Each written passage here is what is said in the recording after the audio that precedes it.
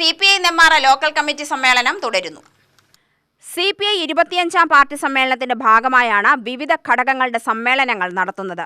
June 14-15 തീയതികളിലായി അയലൂരിൽ നടക്കുന്ന CPI Nenmara മണ്ഡലം സമ്മേളനത്തിന് മുന്നോടിയായാണ് നെന്മാറ ലോക്കൽ സമ്മേളനം നടത്തിയത്. നെന്മാറ EMS പാർക്കിൽ നടന്ന പൊതുസമ്മേളനം CPI സംസ്ഥാന കൗൺസിൽ അംഗം സുമലത മോഹൻദാസ് ഉദ്ഘാടനം ചെയ്തു. എന്തുകൊണ്ട് നിങ്ങൾ കർഷകരുടെ ആവശ്യങ്ങൾ അംഗീകരിക്കുന്നില്ല? കഴിഞ്ഞ ഒരു വർഷക്കാലം ഡൽഹിയിൽ നീണ്ടുനിന്നിട്ടുള്ള സമര പ്രഖ്യാപനം, എത്രയോ കർഷകർ ആത്മഹത്യക്ക് ശ്രമിച്ചു, എത്രയോ കർഷകർ മരണപ്പെട്ടു.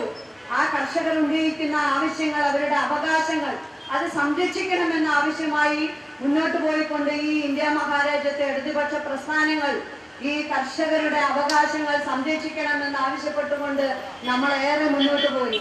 തീർച്ചയായും ഇന്നും കർഷകർ അതിദരിദ്രരായിക്കൊണ്ട് ഈ രാജ്യത്തിന്റെ നട്ടെല്ല് എന്നറിയപ്പെടുന്ന രാജ്യത്തിന്റെ ഓരോ കർഷകരെയും സംരക്ഷിക്കുന്നതിന് ആവശ്യമായിട്ടുള്ള ഒരു നിലപാടും ഈ രാജ്യം ഭരിക്കുന്ന BJP-യുടെയോ RSSന്റെയോ സംഘപരിവാറിന്റെയോ ആളുകൾ അത് നടപ്പിലാക്കിയില്ല. ഇന്ത്യൻ പാർലമെന്റിൽ അത്തരത്തിലുള്ള ഒരു നിലപാടും സ്വീകരിച്ചില്ല എന്നുള്ളതാണ് ഞങ്ങൾക്ക് നിങ്ങളോട് പറയാനുള്ളത്. സ്വാഗത സംഘം ചെയർമാൻ R. സുഗതൻ അധ്യക്ഷനായി.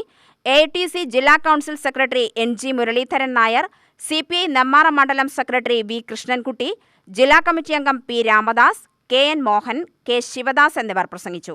Nenmara local committee secretary R. ചന്ദ്രൻ സ്വാഗതവും അബ്ദുൾ അസീസ് നന്ദിയും പറഞ്ഞു.